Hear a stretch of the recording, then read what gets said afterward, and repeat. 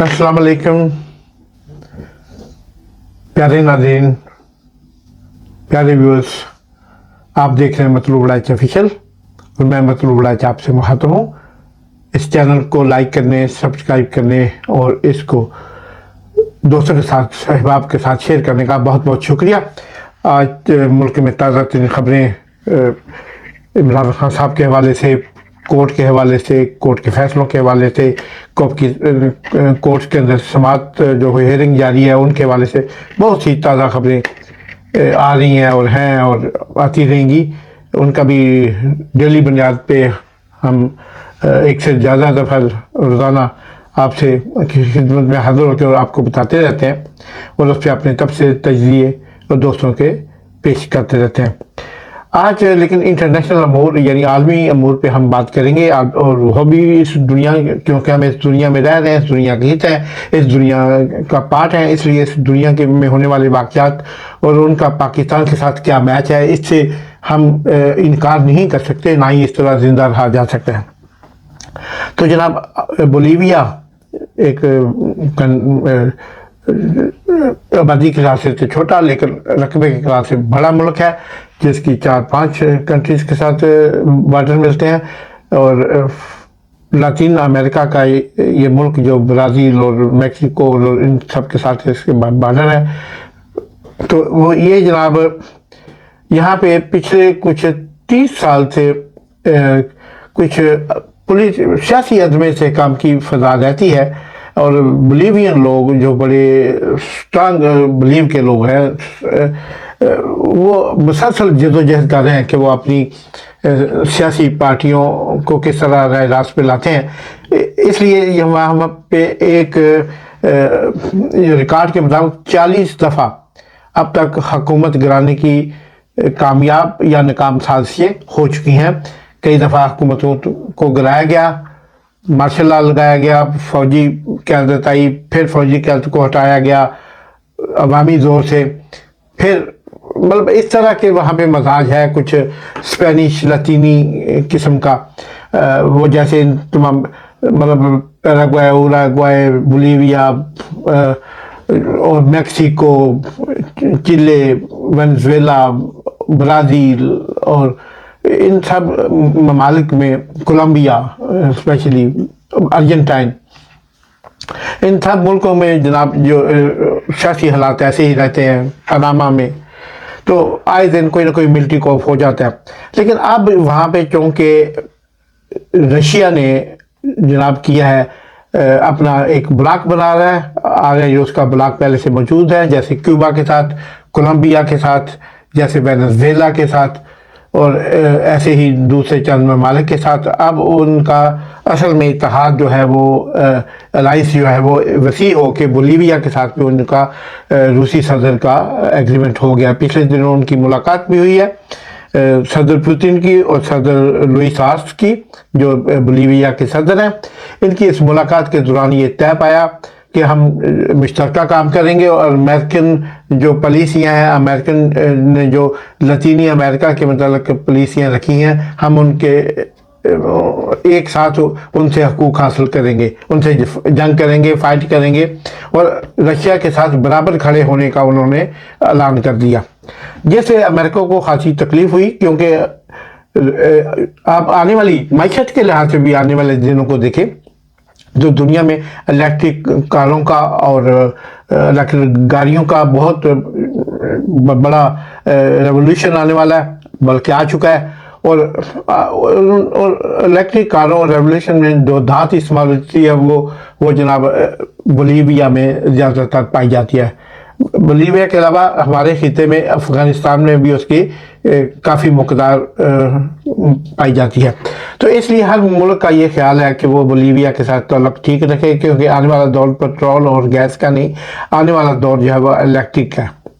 Electric मतलब तो इस सिलसिले में इनका जो आपस में इत्तेहाद हुआ वो अमेरिका की नज़र में खटकने लगा। अमेरिका ने बोलीविया के जो मिलिट्री चीफ थे जुआन होजे ज़ूनिगा, इनके साथ मिल के बगावत अरेंज की।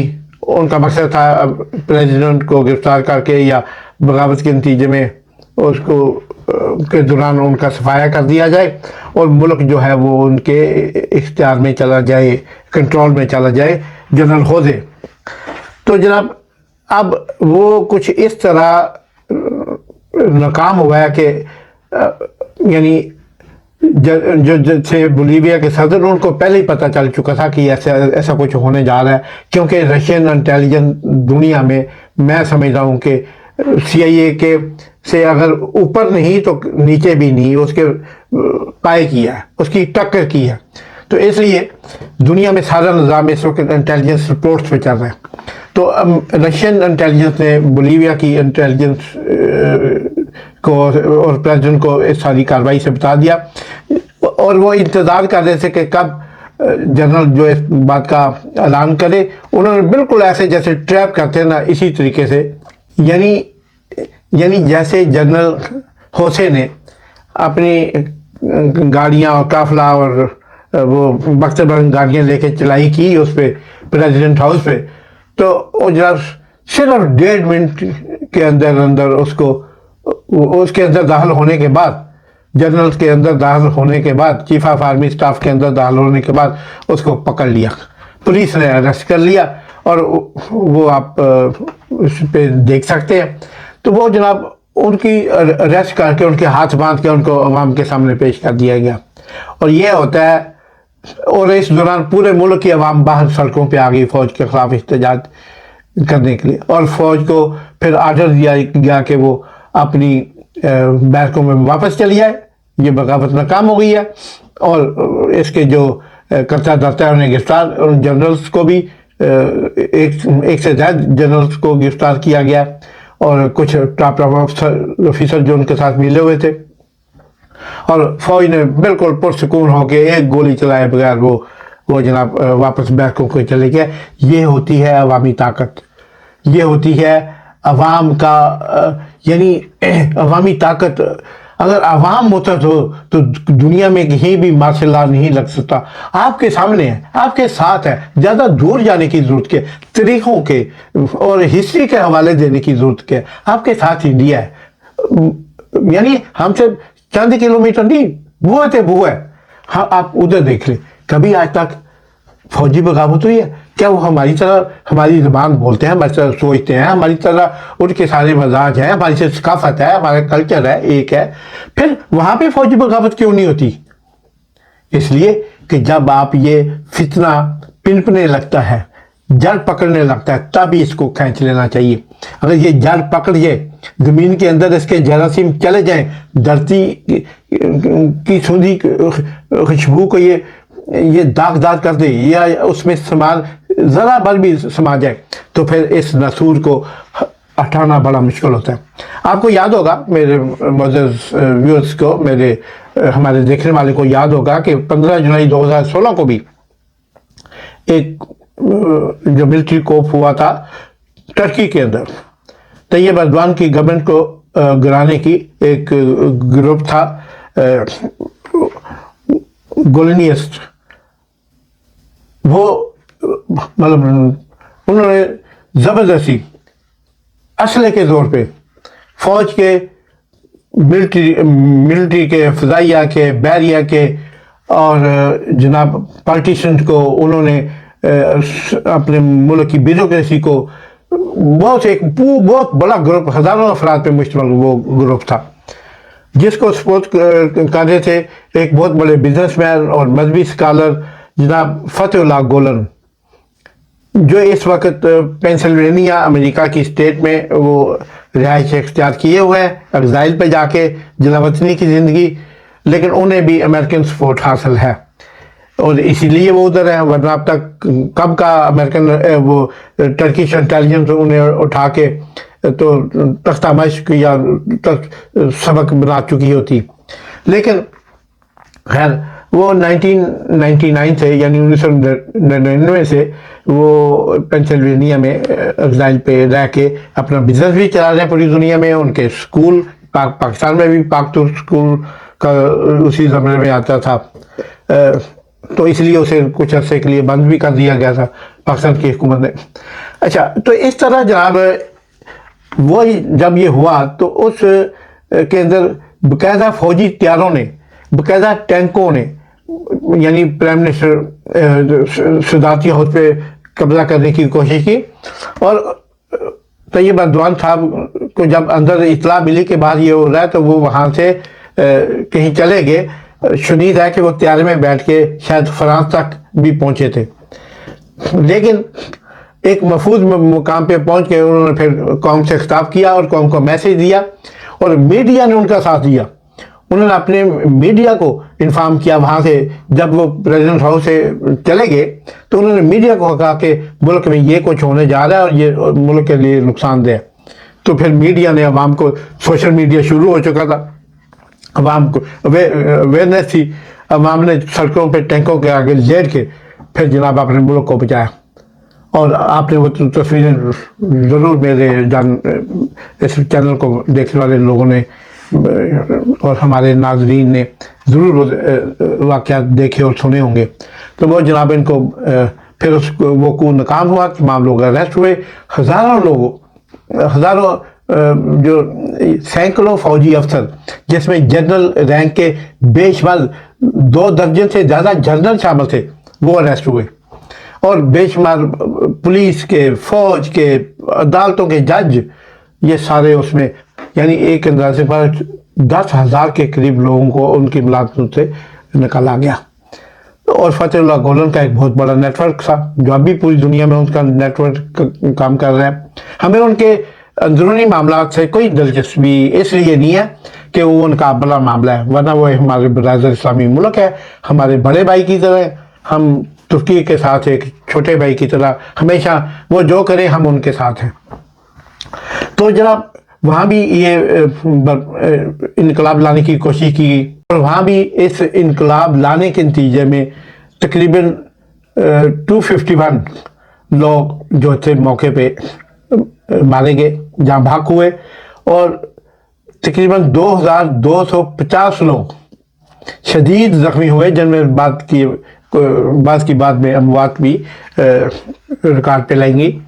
तो वो जनाब ये वो बहुत बड़ा कू था यूरोपियन और एशियन हिस्ट्री में, ये जो तुर्की में हुआ, और उसको सिर्फ उसकी दानिशमंदी ने, प्रेसिडेंट तैयब अर्दवान की दानिशमंदी, उनकी फौरी फैसला करने की हिम्मत ने उन्हें जनाब इससे बचा लिया कि उन्होंने फौरी तौर पर मीडिया को, उन्हें किसी को फ़ोन नहीं किया। उन्हें जब इसकी इत्तला मिली तो उन्होंने अपने चंद जानने वाले मीडिया एंकर्स और जर्नलिस्ट को इन्फॉर्म करके कहा कि ये हो रहा है।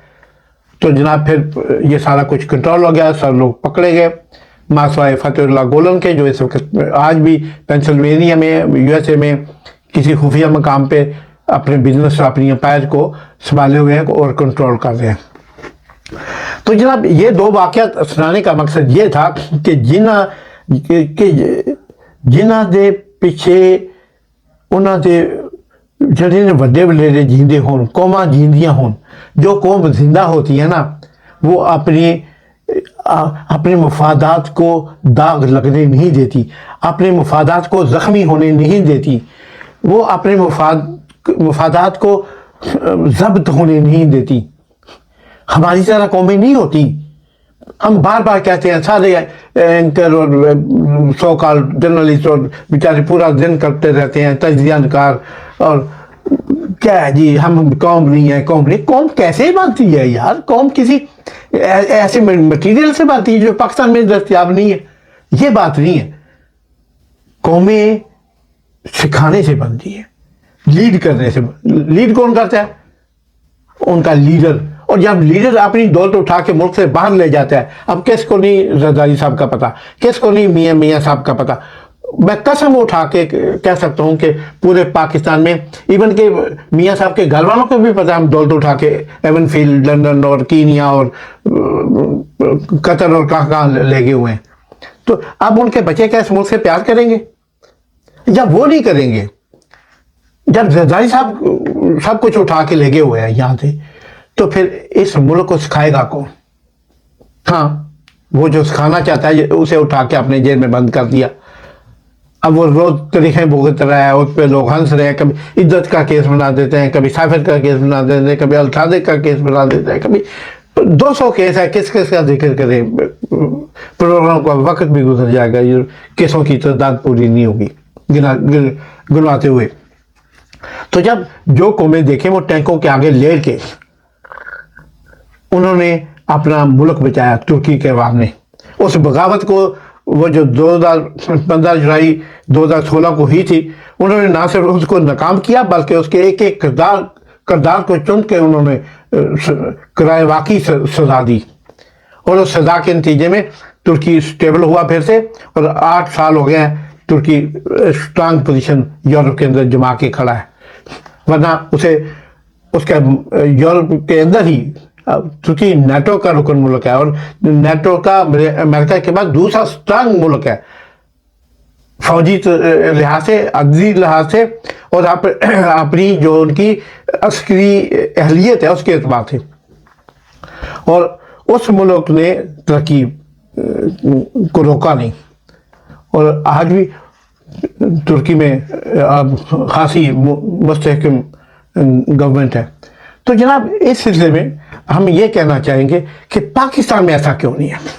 वो कौन सी ऐसी चीज़ है जिसे खाने से, पढ़ने से, समझने से, देखने से हमारी आवाम को गैरत आएगी, हमारी आवाम भी कि इनके सामने मज़ाहम करेगी। 9 मई आया, एक अंदाजे के मुताबिक 60 से 80 हज़ार बंदा पकड़ा गया, 30 हज़ार को कम से कम 8 माह से ज़्यादा जेल में रखा गया। अब भी 15 से 20 हज़ार लोग उससे मिलते जुलते केसों में अंदर हैं, जेलों के अंदर हैं। 5,000 खवातीन को पकड़ा गया, जिनमें आज भी खासी बड़ी तादाद जेल में है। तो बाहर बैठे दूसरे लोगों को, वो इस वक्त बैठे टीवी पे प्रोग्राम, कोई कॉमेडी का कॉमेडी का प्रोग्राम देख रहे होंगे, मज़ाहिया शो देख रहे होंगे, ड्रामा देख रहे होंगे हफ्तावार। लोगों की आदतें ऐसी बन चुकी हैं कि लोगों को शौक नहीं है बाहर निकलेगा अपने हकूक, ये कर्जा मांग लेते हैं रोटी ना हो तो, लेकिन काम पे नहीं जाते, काम करना पड़ता है, मेहनत करनी पड़ती है। तो इस तरह जनाब पाकिस्तान के अवाम को कभी ना कभी जागना होगा। जब तक नहीं जागेंगे, ये बंदूकों वाले जिन्होंने पूरे मुल्क को कैंट और DHA बना के रख दिया है, ज़ख़ीर ज़मीनों पे काबिज होते जा रहे हैं, और अपनी कॉलोनियाँ बना के और हाउसिंग सोसाइटियाँ बना के मुल्क को तबाह कर रहे हैं। उठिए अपने हकूक़ के लिए, पाकिस्तान के खिलाफ नहीं, पाकिस्तान की सलामती के लिए उठिए, वरना हमारा हाल, हम तारीख में भी कहीं हमारा जिक्र भी नहीं होगा, हमें लोग पहचानेंगे भी नहीं। हमारी आने वाली नस्लें पढ़ा करेंगी कि पाकिस्तान भी कोई मुल्क था, खुदा न खास्ता। अल्लाह पाकिस्तान को सलामत रखे, पाकिस्तान की सलामती की दुआ मांगते हैं, और अवाम की तवज्जो भी इसके लिए चाहिए होती है, वो भी मांगते हैं। इन दुआओं के साथ देखते रहिए मतलूब राइच ऑफिशियल। इसको लाइक कीजिए, सब्सक्राइब कीजिए, और दोस्तों के साथ शेयर कीजिए। और पाकिस्तान जिंदाबाद।